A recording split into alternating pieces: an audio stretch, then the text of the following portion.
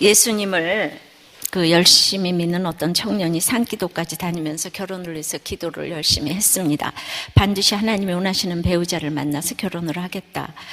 이제 정말 나이도 나이니만큼 믿음을 가진 자매라면 무조건 결혼을 하겠다고 기도를 드렸습니다.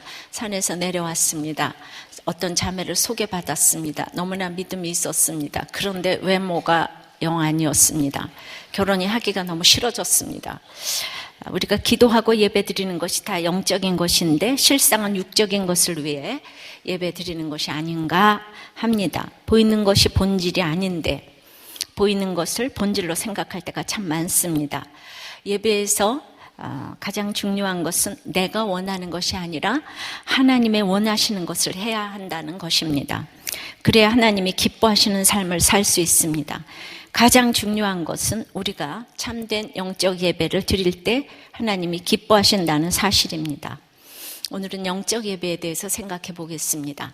첫째로 하나님의 자비하심으로 권하는 것입니다. 1절입니다. 그러므로 형제들아 내가 하나님의 모든 자비하심으로 너희를 권하노니 영적인 예배는 윽박질러서 드릴 수 있는 예배가 아닙니다. 로마서 1장서부터 11장까지 또 그동안 반복해서 들어온 얘기는 인간은 100% 죄인이라는 것과 인간의 힘으로는 구원받을 수가 없다는 것입니다. 그런 나를 위해서 수많은 사건과 사람을 동원하셔서 원가지인 이스라엘의 불순종을 통해서도 이방인의 충만을 이루실 만큼 많은 사람을 수고시키셨습니다. 1장부터 11장까지가 믿음 부분을 가르치며 교리 부분이 단호했다면 그것은 진리이고 본질이기 때문입니다. 저도 수없는 설교를 통해 인생이 100% 죄인이라는 것을 외치며 주님밖에 구원자가 없다고 눈물로 협박으로 호소를 했습니다. 왜냐하면 이 복음 부분이 제대로 되어 있지 않으면 가정과 도덕의 또 윤리 등의 삶이 무너지기 쉽기 때문입니다. 복음 부분이 잘못되면 이단뿐 아니라 교회에도 얼마나 많은 문제들이 생기는지 모릅니다.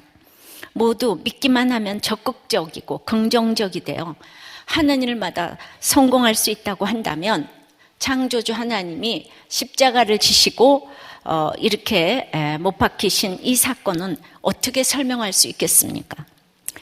내가 지고 있는 십자가의 사건들이 얼마나 하나님의 지혜와 지식에 보물 창고인지를 알아야 합니다. 그러나 복음과 믿음으로 의롭게 되었어도 보물 창고인 십자가의 사건을 지니고 있는 우리가 어떻게 살아야 하는지는 쉬운 문제가 아닙니다. 바울은 이 문제를 그러므로라고 시작하고 있습니다. 그리고 연이어서 형제들아 부릅니다. 복음이 우리의 삶에 적용되기 위해 가장 필요한 것은 형제 인식입니다. 교리 부분은 사람이 인정을 하든 안 하든 변할 수 없는 진리이기 때문에 단호하지만 12장부터 시작되는 그래서 16장까지의 행한 부분은 사랑으로 밖에는 가르칠 수가 없습니다. 강제로 행함을 가르칠 수는 없기 때문입니다. 여기에 바울도 나도 먼저 믿어서 이렇게 권할 수 있는 자가 되었다. 그렇게 강조를 합니다. 교회에 들어와서 넘어지는 가장 큰 이유는 먼저 믿은 자들에게 실망했기 때문인 이유가 많습니다. 그래서 바울의 그러므로는 나도 최고의 믿음의 사람 스데반을 살인한 자이다. 근데 나 같은 죄인도 예수님을 믿고 의로운 자가 되었다. 그러므로 나와 너는 형제다. 그래서 그 은혜를 너희에게 권하는 것이다. 우리가 누군가의 삶에 도전을 주기 위해서는 이런 바울과 같은 순서가 반드시 필요합니다. 내 고백과 형제인식과 사랑과 인내가 있어야 삶의 적용을 가르치고 권면하는 자가 될 수 있는 것입니다. 그러므로 형제들아의 삶은 이런 자비와 사랑으로 권면하는 삶이고 또 그 권면을 잘 받아들이는 삶입니다. 우리는 너무나 더디 변합니다. 예수님을 믿고 나서도 끊지 못하는 것이 있고 마음은 원이로되 늘 육신이 약하다고 합니다.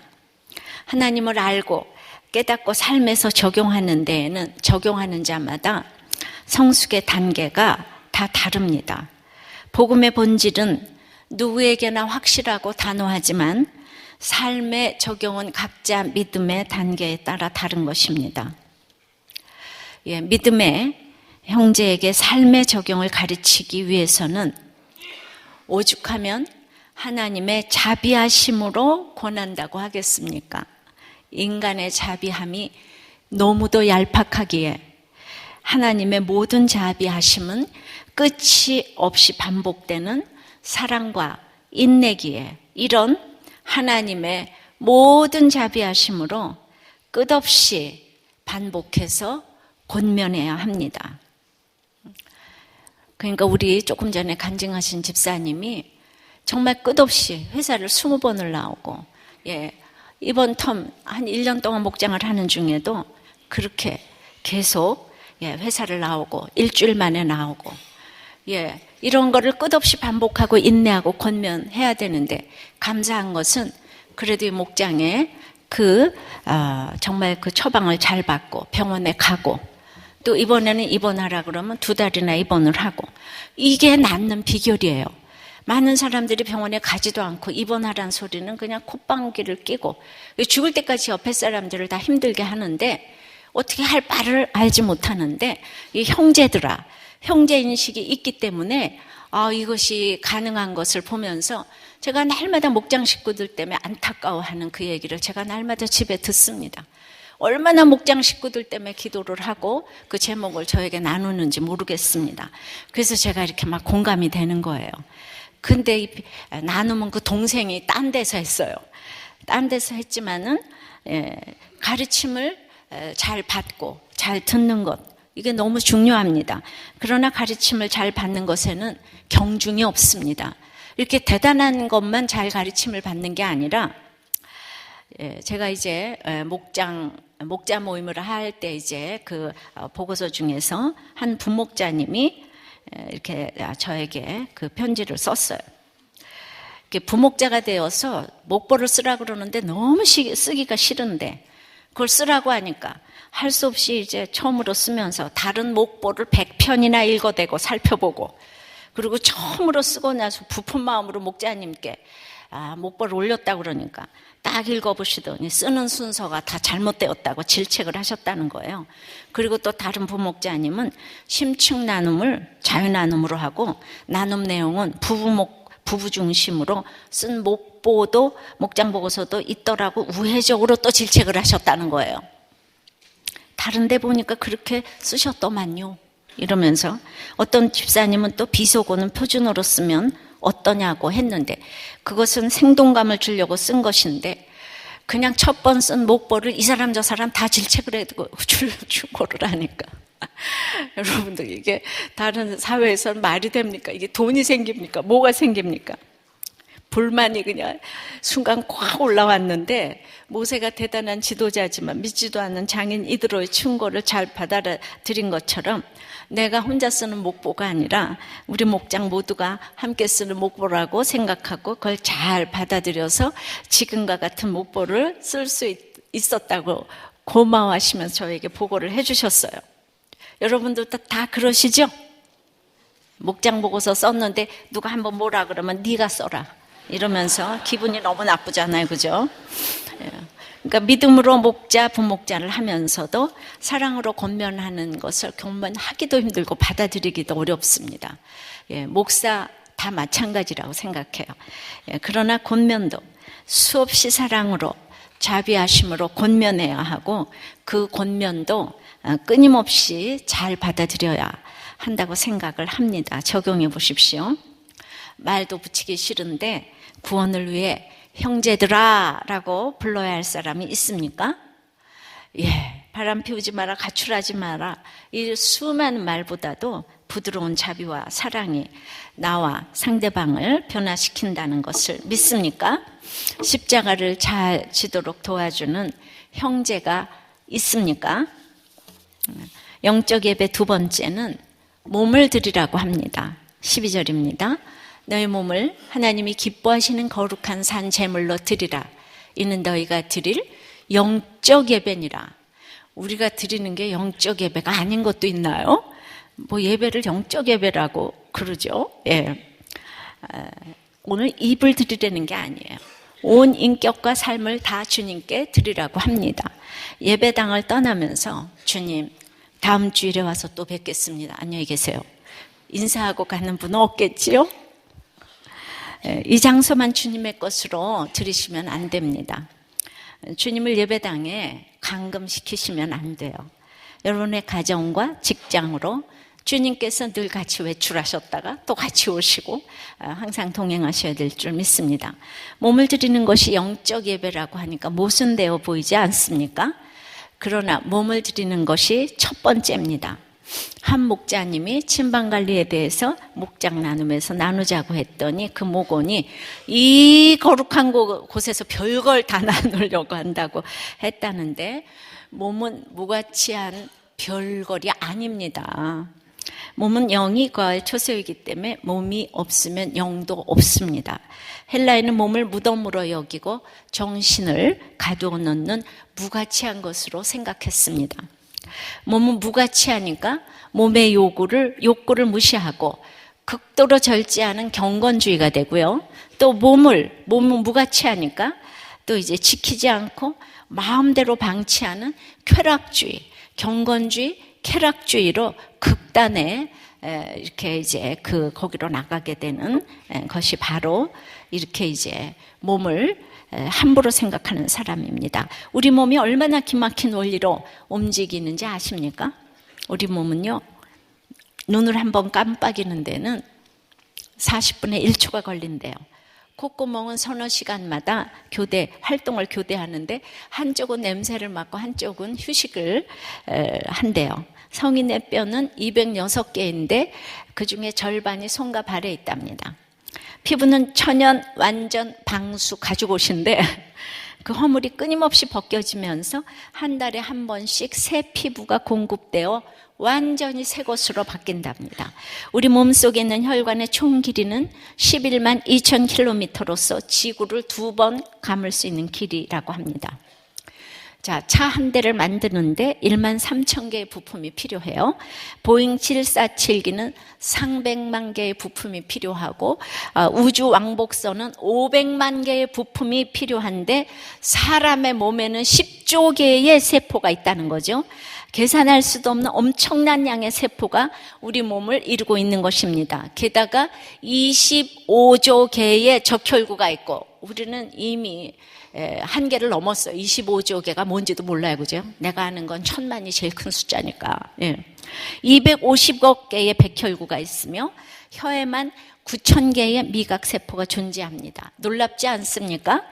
인간이 아무리 최고로 정교한 기계를 만든다고 해도 인간을 만든 하나님의 솜씨에는 누구도 도달할 수가 없습니다.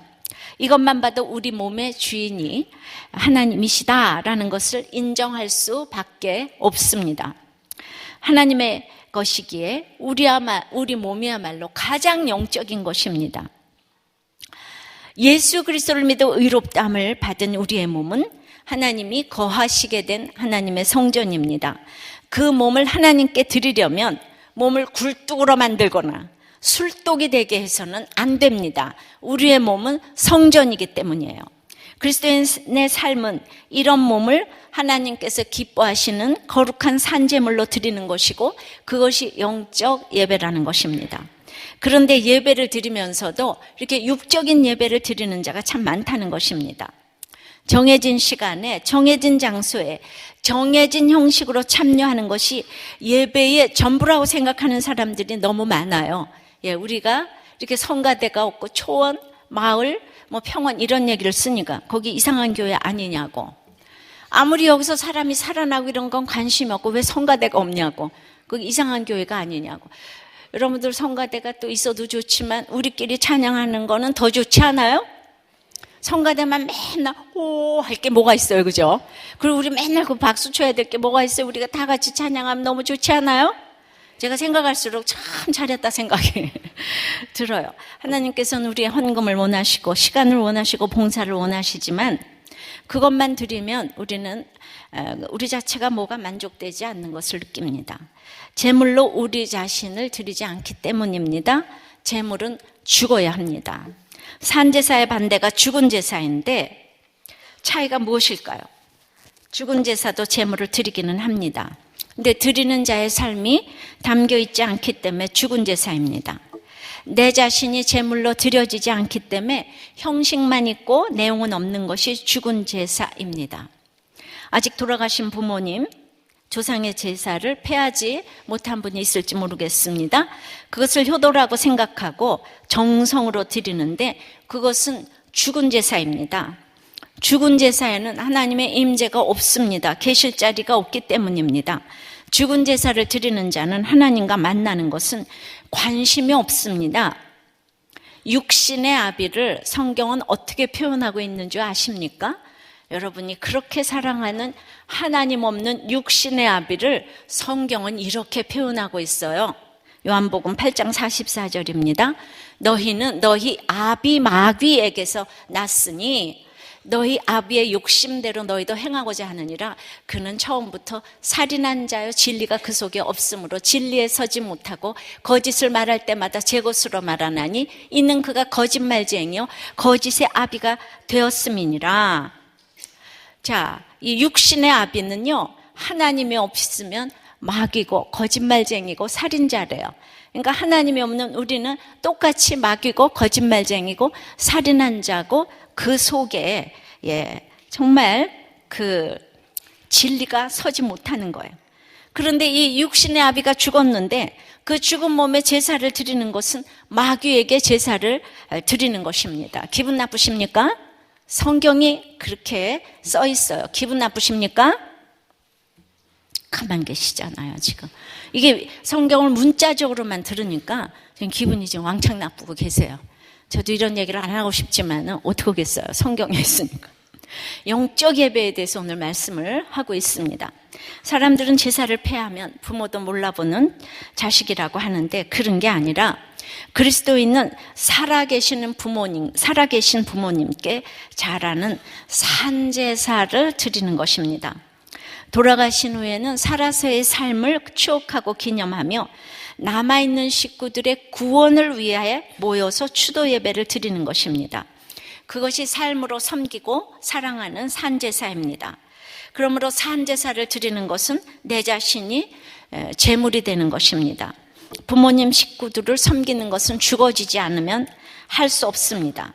날마다 큐티로 개인 예배를 드리고 공예배에 빠짐없이 참석하는 것도 내가 죽어지지 않으면 하나님 앞에 시간을 드릴 수가 없습니다. 더 자야 하고 더 일해야 하는데 어떻게 쉽게 드리겠습니까? 힘들어도 날마다 시간을 들이고 내 손발을 들여서 하나님을 만나게 되면 그래야 저절로 가족 사랑이 이루어집니다. 예배 안 드리고 가족 사랑 할 것 같습니까? 우리 애가 시간이 없고 이래서 차차차차 돼. 절대로 부모 사랑하지 않습니다. 예배부터 드리게 해야지 부모 사랑도 따라오고 형제 사랑도 따라옵니다. 시간이 없다고 우리 애들 바빠서 못와. 그거 전부 다 익스큐즈를 해주시면 절대로 진짜 효도를 못 받습니다. 돈이 있는 동안은 효도를 받는다고 착각할 수가 있습니다. 그래서 하나님과의 만남이 너무 좋으니까 사랑하는 식구들과도 함께 하고 싶어지고 이웃과 동료에게도 알리고 싶어지는 겁니다. 그래서 전도를 하려니까 내가 죽어질 일이 더 많아집니다. 참을 수 없는 일도 참아야 하고 귀찮은 일도 앞장서서 처리하고 가정과 직장에서 더 적극적인 제물이 될 수밖에 없습니다. 그렇게 하다 보면 삶의 모든 영역에서 내가 하나님이 기뻐하시는 산제사로 드려지게 되는 것입니다. 헌금도 예배입니다. 예배 순서의 일부가 아니라 내 수입 자체를 하나님께 드리는 영적 예배입니다. 로마서 11장 6절에 제사하는 처음 익은 곡식가루가 거룩한 즉 떡덩이도 그러하고 그런데 10의 1조를 하나님의 것으로 드리는 그 10의 1조가 거룩한 것이라면 나머지 10분의 9도 당연히 거룩하지 않겠습니까? 여러분들이 11조를 드리면서 나머지 돈도 하나님께 주권을 이양하는 거예요. 하나님이 나의 주인이심을 고백하는 거예요. 그 물질의 10의 9도 하나님 거예요. 그러니까 11조를 드렸다고 나머지를 방탕하게 함부로 쓰는 거는 11조의 의미가 하나도 없는 거예요. 하나님에 대한 신앙 고백을 하느라고 11조를 드렸어요. 그러니까 그 최소한의 신앙 고백이 없는 사람은 나머지를 함부로 사는 거죠. 영적 예배가 절대로 될 수가 없습니다. 11조뿐만이 아니라 내 시간도, 애정도, 감정도, 이 표정도 다 하나님 앞에 드렸을 때 나머지도 거룩해지는 영적 예배가 될 줄을 믿습니다. 정리해보면 영적 예배란 온전한 헌신을 의미하는데 참 오해가 많습니다. 막 주여 주여 해서 영적인 예배는 아닙니다. 영적 예배란 reasonable worship이라는 그런 의미도 있어요. reasonable은 합리적인, 이성적인, 마땅한, 말이 되는 합당한 이런 뜻이 있고, worship은 경배와 섬김으로 해석할 수 있습니다. 한마디로 영적 예배는 합당한 경배, 마땅한 섬김이 바로 영적 예배의 뜻입니다. 그러니까 영적 예배란 마땅한 예배입니다. 더 정확히 말하자면 그것이 예배 다음에 따라와야 할 진정한 예배라는 것입니다. 예배는 여러 종류가 있다고 했어요. 그러니까 개인 예배인 큐티가 있고, 또 가정 예배, 공동체 예배, 또 공예배, 이 모두 드린 후에 삶의 모든 영역에서 섬기는 것이 영적 예배라는 것입니다. 어떤 것도 주어지지 않으면 못합니다. 개인 예배는 결국 생활 예배까지 가야 한다는 것입니다. 그것은 헌금을 해도 피땀으로 수고한 헌금이어야 합니다. 그래서 일이면 또 아무 일이나 해서는 안 되는 것입니다. 예배도 내 몸이 가야 하는 것입니다. 부인과 자식이 대신 갈 수는 없는 것입니다. 몸이 가고 몸이 움직일 때 그 몸의 실체가, 믿음의 실체가 보입니다. 아무리 펜팔로 교제를 하고 10억짜리 반지를 받았어도 직접 보러 오지 않으면 사랑이라고 하지 않습니다. 결론은 생활에서 하나님의 영광을 돌려야 합니다. 삶에서 향기가 나야 합니다. 이 모든 것이 재물이 되지 않으면 안 되는 것입니다. 재물은 말이 없잖아요. 영적 예배는 변명도 없고, 말이 없는 거예요. 죽어지는 거예요. 여기 온 동안만 거룩하면 되겠습니까? 삶에서 수많은 동안의 거룩을 이루어야 되는 예배가 삶에서 이루어지는 게 100번, 1000번 어렵습니다. 교회 와서만 거룩한 건 누가 못하겠습니까? 영적 예배를 잘 이해하고 기억하셔야 합니다. 적용해 보십시오. 하루 24시간 나의 감정과 생각과 행동이 모두 하나님께 드려지는 예배가 되고 있습니까? 내가 기뻐하는 예배가 아닌 하나님이 기뻐하시는 예배가 되려면 어떤 습관부터 바꿔야 합니까? 하나님께 특별히 드리지 못하는 부분이 어떤 것인지, 왜 드리지 못하는지 묵상해 보시기 바랍니다. 큐티가 잘 되십니까? 일주일에 몇 번 하십니까? 2번 하는 사람은 3번, 3번 하는 사람 4번 이렇게 늘려가시기 바라요. 수요 예배는 참석하십니까? 목장 예배는 참석하시나요? 자, 영적 예배 3번째는 마음의 변화를 받으라고 합니다. 2절입니다. 너희는 이 세대를 본받지 말고 오직 마음을 새롭게 함으로 변화를 받아 하나님의 선하시고 기뻐하시고 온전하신 뜻이 무엇인지 분별하도록 하라. 마음의 변화를 받아야 한다는 것은 거듭나라는 것이 아닙니다. 몸을 드리려면 먼저 영혼의 구원이 있고야 몸을 드리게 됩니다. 계속 몸을 드리려면 구원받은 몸의 삶도 계속 구원을 받아가야 하는 것입니다. 우리가 로마서 11장까지 하나님의 뜻을 알았습니다.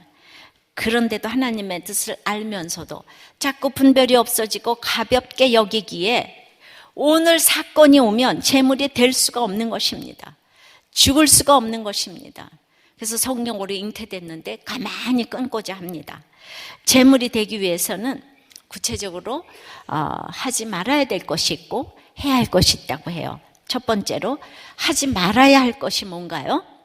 이 세대를 본받지 말고 그럽니다. 이 세대의 특징은 마태복음 12장 39절에 악하고 음란한 것이라고 합니다. 그러므로 일단은 가지 말아야 될 것이 있고 보지 말아야 될 것을 의지적으로 결정하는 것이 필요합니다. 바람을 안 피려면 우선 떠나야 되죠, 그죠? 그 당사자를 떠나야 돼. 회사를 그만두셔야 돼요. 어떻게 그만두겠어요, 그죠? 근데 그 의지적으로 좀 하셔야 돼요. 멀리 있으면 마음도 멀어질 수가 있기 때문에. 그런데 내가 세상에 있으니 이것이 항상 문제입니다. 그래서 우리는 이 세대를 너무 본받고 싶습니다. 입시 정보, 재테크, 몸짱, 얼짱 만들기 등 우린 본받고 싶은 것들이 너무나 많습니다. 나이 들어서 하나님을 만난 어떤 분은 젊어서 세상 문화에 젖어 살았기 때문에 지금도 세상이 나를 부른다고 합니다. 아무리 본받지 않으려고 해도 뒤에서 당기는 것이 있답니다. 술을 끊고 담배를 끊으려도 이렇게 알코올과 니코틴에 익숙해진 몸이 자꾸 그거를 원한다는 거예요. 속된 말로 몸에서 땡기는 걸 막을 힘이 없습니다. 아, 참 거 땡기네. 땡기네. 여러분은 뭐가 땡깁니까? 어떤 목자님은 하루에 소주 3잔 하는 것을 끊기가 어렵답니다. 목자님이. 이것을 기도 제목으로 내놓으셨어요. 그 목자님은 오늘 제가 이 기도 제목을 읽어드리는 것만으로도 이제 끊으시기를 바랍니다. 반드시 기도 응답됐다 관증하시기 바라요. 큐티를 하면서 이것은 끊고 저것은 본받지 말아야지 하고 매일 적용해도 아직 세상 속에 속해 살고 있어서 본받지 않기가 참 어렵습니다. 세상에 속해 살면서 세상을 거부하는 것은 사람의 힘으로는 참 안 되는 일입니다. 이스라엘 백성들은 세계 최고의 문명을 자랑하는 애굽에서 400년 동안 종로로 타다가 구원받았습니다. 그렇다고 가나안으로 금세 갑니까? 못 갑니다. 400년을 붙잡고 있었기 때문에 계속 나를 붙잡는 것이 있습니다. 애굽에서 쫑살이 했어도 이스라엘은 너무 시시껍적해 보여요. 너무 찌질해 보여요. 쫑살이 했어도 애굽이 좋은 거예요. 여러분들은 그런 게 있어요. 근데 바로가 가려고 하니까 또 강팍해져서 붙잡습니다. 난 이제 다 끝나서 세상 욕심 다 끊었어 해도 10가지 재앙을 거쳐야 겨우 나올 수 있습니다.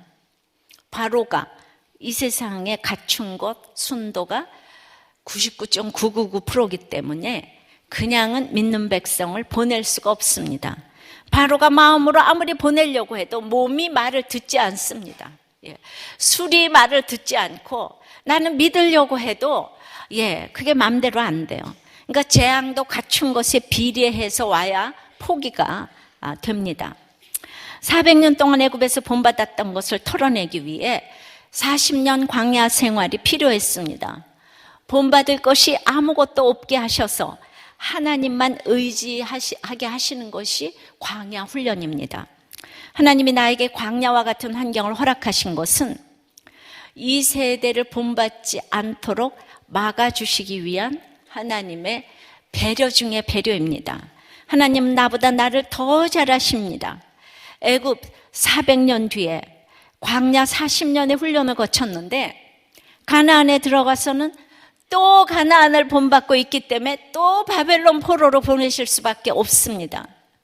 어떻게든 세상을 본받지 말라고 이 짧은 인생에 자꾸 없어지게 하시고 자꾸 망하게 하십니다. 이 세대를 본받지 않는 최고의 비결이자 방법입니다. 아시겠습니까?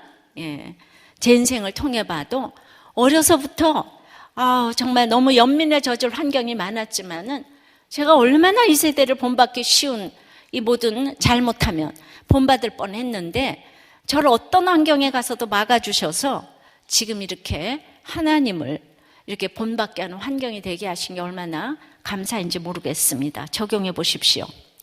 의지적으로 보지 말고 듣지 말고 하지 말아야 될 것이 무엇이 있습니까?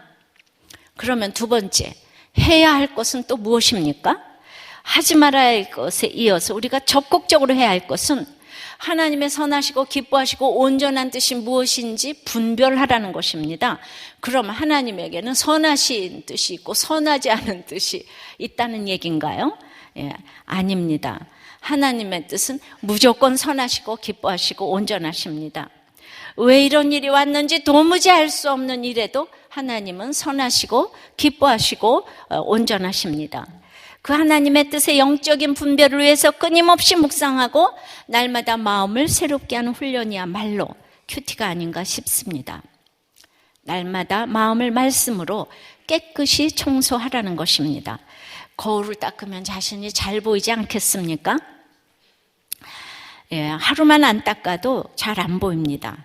지난주 큐티 디도서 2장 10절에 보면 범사의 우리 구주 하나님의 교훈을 빛나게 하려고 우리를 택하셨어요. 그러니까 여기 빛나게 하려는 거. 보석이 빛나려면 자꾸 닦아야 되잖아요. 그러니까 모든 환경에서 하나님의 교훈을 빛내고 닦기 위해서, 그래서 사건이 와요. 예. 그러니까 사건이 안 오면은 말씀이 하나도 닦아지지 않아요. 예.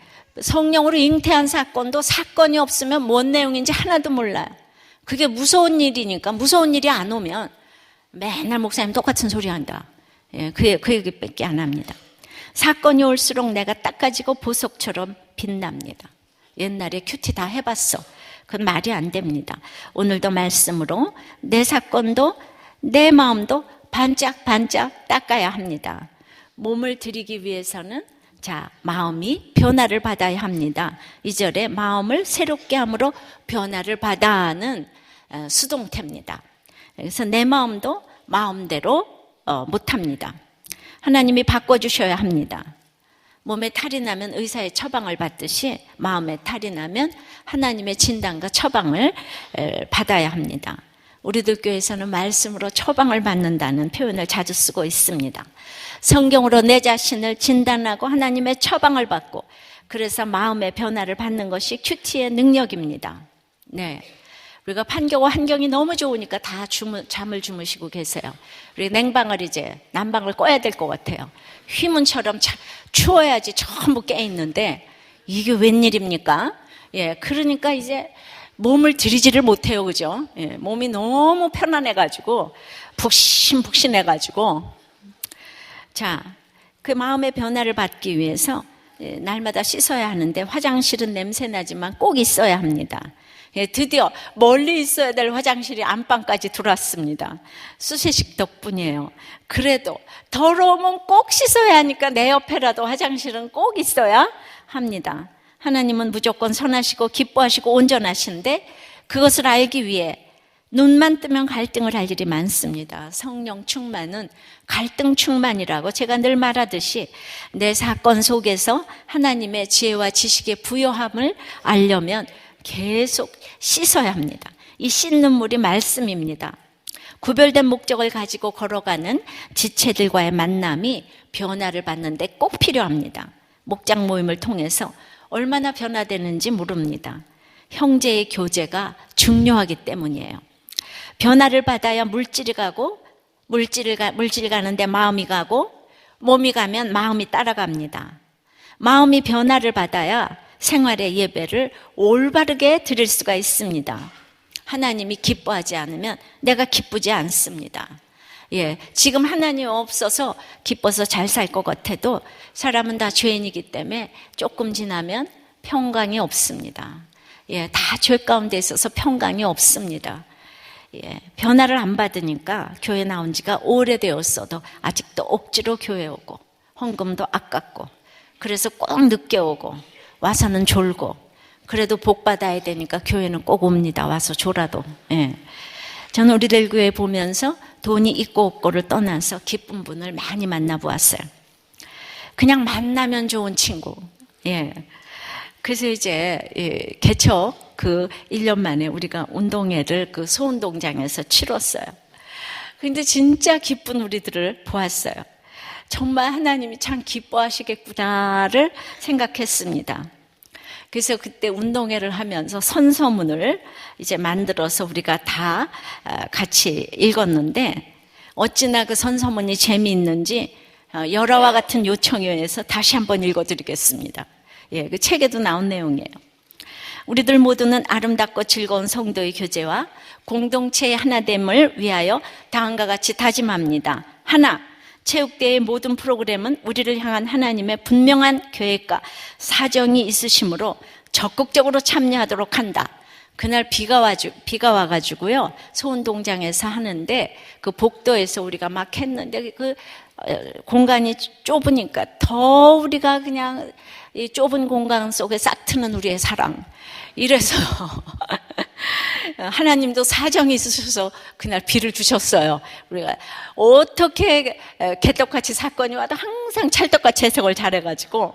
하나, 게임에 참여하는 우리들은 상대팀의 반칙은 우리의 대적마귀의 유혹임을 깨닫고 절대 마음에 상처받지 않고 웃으며 이겨낸다. 하나, 사회자나 심판 모두가 죄인임을 깨닫고 편파적인 판정을 하게 될 경우 불쌍히 여기며 기도하는 심정으로 승복해준다. 하나, 구원받은 것이 우리의 최대의 선물인 것을 항상 생각하며 하찮은 선물에 마음을 뺏기지 않고 설사 선물을 못 받을 경우 삐지지 않고 교회를 돕는 마음으로 기쁘게 선물을 하나 자기가 사서 즐거워한다. 부활팀, 보혈팀 대표 이러고 선서를 하고 운동회를 했다니까요. 예. 어디에서도 하나님의 뜻은 있습니다. 아파도 부도가 나도 죽게 돼도 거기서 자기가 만난 하나님을 전하면 그것이 하나님의 뜻입니다. 뜻을 행하면 기쁜 것입니다. 내 삶의 전 영역에서 그러므로의 삶인 영적 예배를 드릴 수가 있습니다. 예, 지난주 큐티 디도서 2장 12절에 보면은 우리를 양육하시되 경건하지 않은 것과 이 세상 정욕을 다 버리고 신중함과 의로움과 경건함으로 이 세상에 살고 또요, 예, 복스러운 소망과 우리의 크신 하나님 구주 예수 그리스도의 영광이 나타나심을 다 같이 기다리게 하셨으니, 자, 디도서도 똑같습니다. 지금 오늘 로마서 말씀하고 똑같이 버릴 것이 있고 살아야 할 것이 있고 기다릴 것이 있다고 합니다. 본래 인생은 경건치 못하기 때문에 경건치 못한 것과 이 세상 정욕을 사건이 와야 은혜로 조금씩 버리게 됩니다. 이것을 한꺼번에 못 버립니다. 내가 늘 버리기만 하면 안 되고 버릴 것이 있으면 적극적으로 살아야 하는 것이 있다고 합니다. 거기에서 내가 너무 죄책감을 느껴도 안 됩니다. 내가 예수 믿으며 애통한 자는 복이 있지만 그러나 또 기뻐하고 즐거워할 것도 있습니다. 근신함과 의로움과 경건함으로 자기의 의가 자기의 경건이 아닌 하나님의 경건과 하나님의 요구를 이루어 드리는 것이 경건함으로 사는 것입니다. 한마디로 정욕을 버리려면 경건에 이르는 예배에 참여를 하고 큐티를 하고 그래야 합니다. 그런데 여러분은 이것을 아주 대수롭지 않게 봅니다. 그까짓 거 큐티가 밥 먹여주냐? 예배가 밥 먹여주냐? 목장이 밥 먹여주냐? 지금은 여러분들이 모르지만 천국에 가면 남는 것은 이것뿐이 없다는 것을 아셔야 합니다. 내가 성경 보고 남들을 위해서 나눔하고 기도하고 같이 나눈 것만 천국에서 카운트합니다. 내 자녀와 성경 때문에 쫓아다니는 것은 하나도 남지 않습니다. 큐티 나눔에 올라온 글입니다. 스티브 잡스의 임종을 앞둔 마지막 메시지라고 합니다. 나는 이 일을 떠나서는 기쁨이라고 거의 느끼지 못한다. 내가 그토록 자랑스럽게 여겼던 주의 갈채와 막대한 분은 임박한 죽음 앞에서 그 빛을 잃었고 그 의미도 다 상실했다. 이제야 깨닫는 것은 평생 배고프지 않을 정도의 부만 축적되면 더 이상 돈 버는 일과 상관없는 다른 일에 관심을 가져야 한다는 사실이다. 쉬지 않고 돈 버는 일에만 몰두하다 보면 결과적으로 비뚤어진 인간이 될 수밖에 없다. 바로 나같이 말이다. 평생에 내가 벌어들인 재산은 가져갈 도리가 없다. 물질은 잃어버리더라도 되찾을 수 있지만 절대 되찾을 수 없는 게 하나 있으니 바로 삶이다. 가족을 위한 사랑, 부부간의 사랑, 그리고 이웃을 향한 사랑이다. 믿지 않는 스티브 잡스의 이런 마지막 메시지를 들었어요. 예, 믿지 않는 사람들이 이런 얘기를 합니다. 그러나 남을 위한 삶을 살기 위해 경건의 연습을 하려면 내 사건 속에서도 하나님의 영광만 나타나기 위해서 계속 욕심을 버리는 훈련을 해야 합니다. 내가 경건하고 의롭게 살기를 소망하게 되니 소망의 내용이 달라집니다. 오늘 13절에 복스러운 소망으로 바뀝니다. 내가 지금까지 세상과 자식과 아내와 남편과 돈이 소망이다가 복스러운 소망, 바라크의 복으로 달라지는 것입니다. 하나님께 예배하고 무릎 꿇고 기도하는 것이 얼마나 복인지 복스러운 소망으로 달라지는 것입니다. 모든 환경에서 내 자녀를 통해서 또 내 남편의 바람 사건을 통해서도 내 자식의 불신앙을 통해서도 장애인 자녀를 통해서도 크신 하나님의 구주 예수 그리스도의 영광이 나타나심을 기다리는 것입니다. 그러니까 그 아이가 낳는 것이 복스러운 것이 아닙니다. 소망이 복스러워서 잘 기다리게 됩니다. 그래서 양육이 잘 된 사람은 잘 버리고 잘 살고 잘 기다리게 됩니다. 적용해 보세요. 여러분은 무엇을 잘 버리고 어디에서 잘 살고 어디에서 잘 기다립니까? 예전에 들은 이야기인데 목사님들이 단체로 이스라엘 성지 순례를 가서 아침에 갈릴리 호수에서 예배를 다 드리고 거기에서 다들 소변을 봤다고 합니다. 또 다 같이 통성기도를 하고는 감람나무 잎을 무지하게 뜯어온다고 합니다. 관광객 중에서 한국 목사님들이 제일 많이 뜯어온다고 합니다.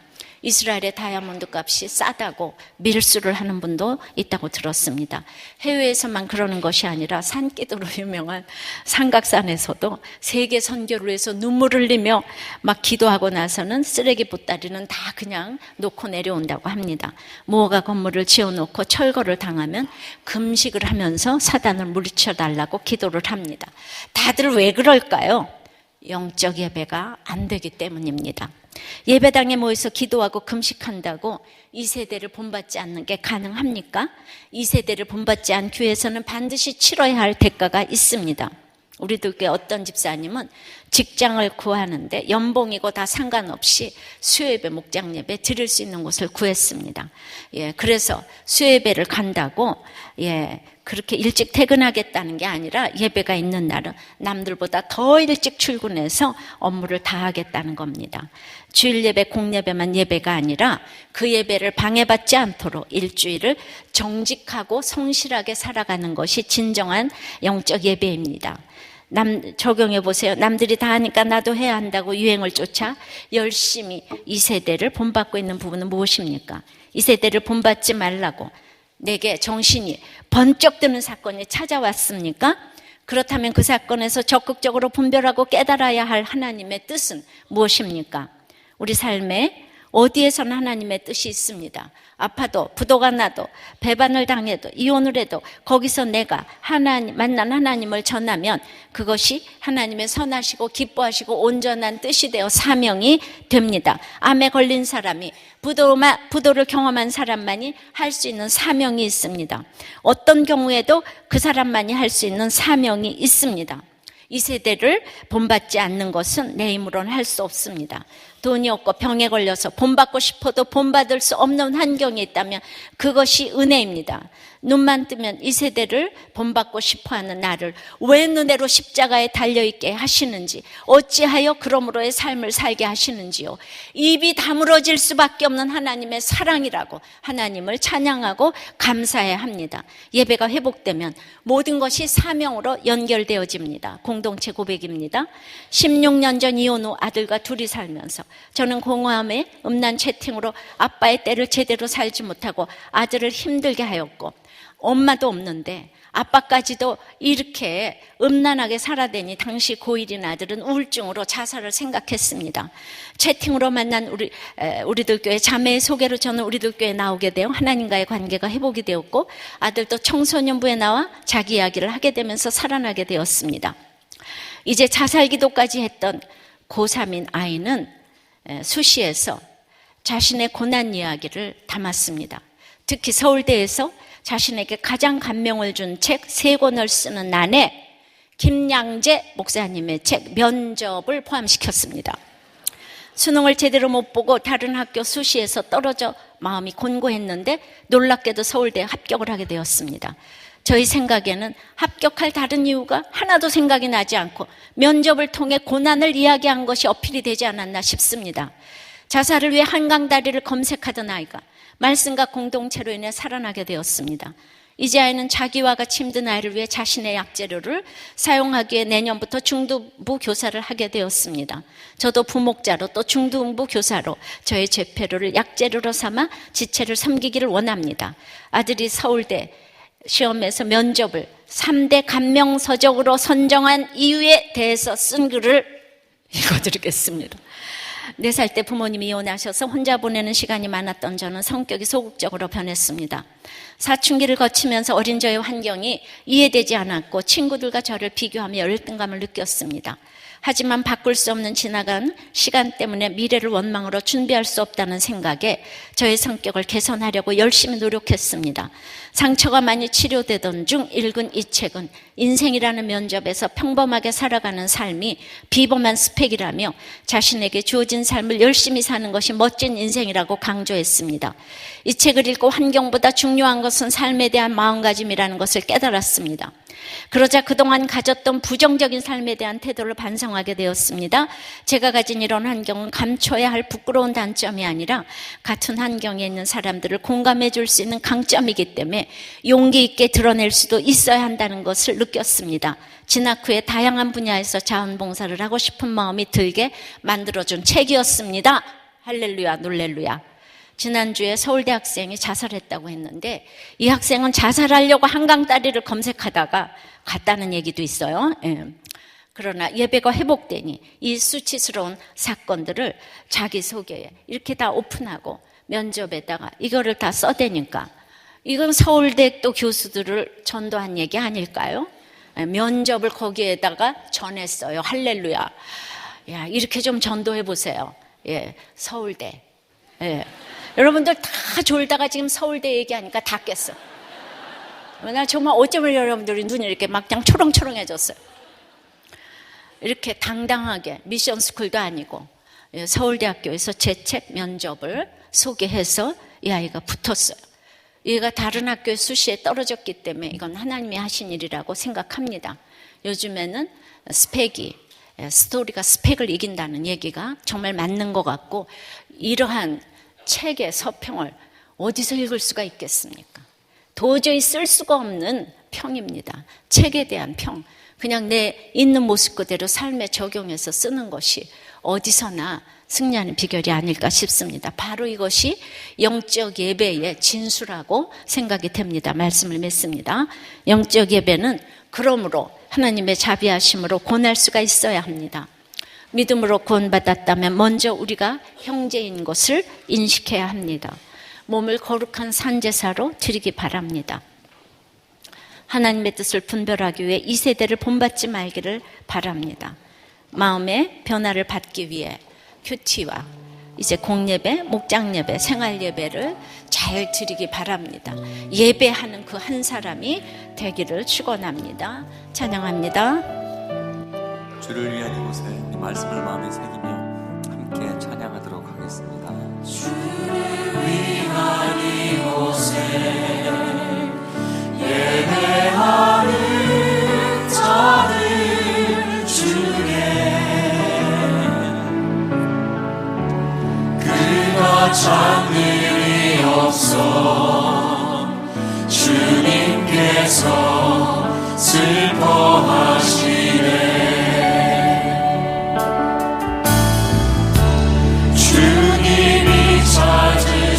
찾으시는 그 한 사람 그 예배자 내가 그 사람 되기 내가 그 사람 되니 간절히 주를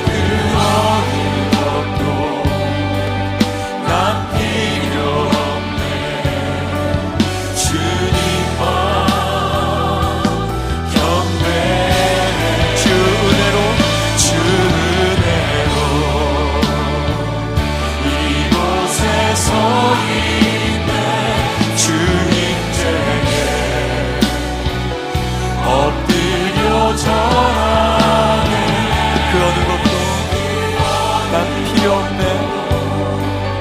난 필요 그 어느 것도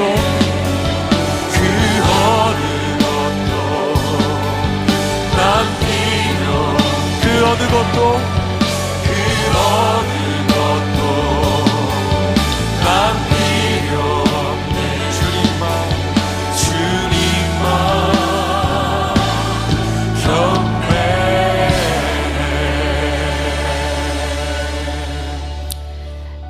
여러분, 4살부터 엄마가 없고 아빠는 그렇게 이상하게 하는데 죽고 싶지 않겠습니까? 환경이 뭐가 또 좋은 게 있겠습니까? 그러나 이렇게 정말 하나님은 능치 못한 일이 없으시다고 한 것이 이렇게 간증으로 또 나왔습니다. 여러분들은 너무나도 서울대학을 원하시지만은 이렇게 아무것도 안 한 아이가 이렇게 큐티하고 갈 수가 있는 학교가 서울대학교라고 하는 또 학교일 수가 있습니다.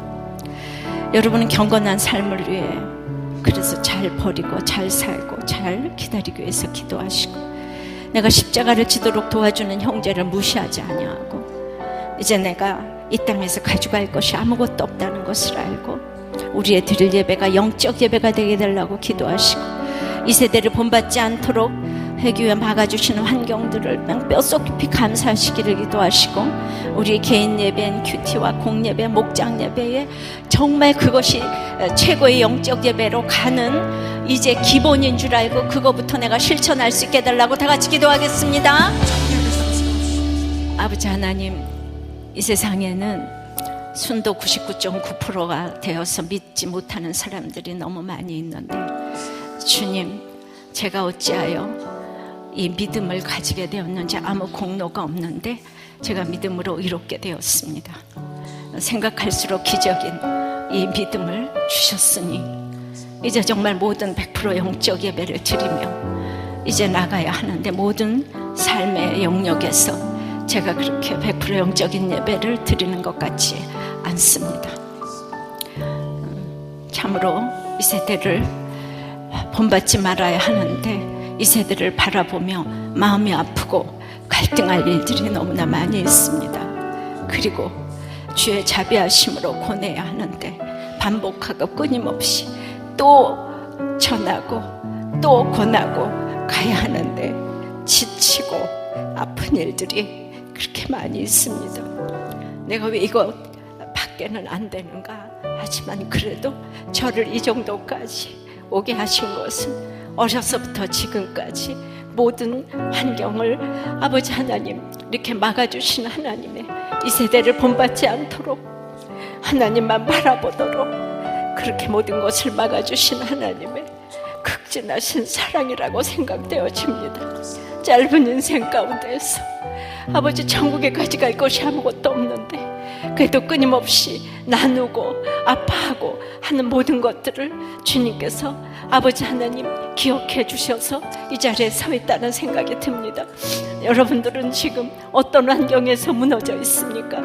그것이 하나님이 계시다면 어쩌 이룰 수가 있나가 아니라 하나님이 이 세상을 바라보지 말고 하나님만 바라보라고 하시는 기가 막힌 하나님의 사랑의 배려 중에 배려인 것을 알기를 원합니다. 내가 무슨 수로 하나님을 찾을 수가 있겠습니까? 내가 잘났는데, 내가 하나님 자리에 있는데 무슨 수로 하나님을 찾을 수가 있겠습니까? 그러므로 아버지 하나님, 정말 하나님의 사랑에 감동하고 찬양하면서 가는 저희들이 되어서 잘 버리고 잘 살고 잘 기다리는 저희들이 될 수 있도록 은혜를 내려 주시옵소서. 오늘 특별히 정신적으로 아픈 가정들을 위해서 기도하오니 아버지 하나님, 아파서 이 자리에 와 있다면 그것이 최고의 축복인 줄을 믿습니다. 내가 말씀을 사모하고 나간다면 간호하는 식구들이나 아픈 사람들이나 이제 한 마음이 돼서 주의 자비하심으로 서로 권하고 고난받아서 아버지 하나님이 힘든 아버지 하나님 화병의 과정들을 잘 극복할 수 있도록 영적 예배가 날마다 이루어질 수 있도록 역사하여 주시옵시고, 간증이 될 수 있도록 집집마다 찾아가셔서 안수해 주시고 고쳐주시고 살려주시고 낫게 하여 주실 줄을 믿습니다. 도와주시옵소서. 모두가 간증의 주인공들이 될 수 있도록 역사하여 주시옵소서. 불쌍 값싸게 여겨 주시옵소서. 우리 모두 형제가 되어서 서로 권하고 살아날 수 있는 목장들이 될 수 있도록 은혜 위에 은혜를 내려 주시옵소서. 예수님 이름으로 기도하옵나이다. 아멘.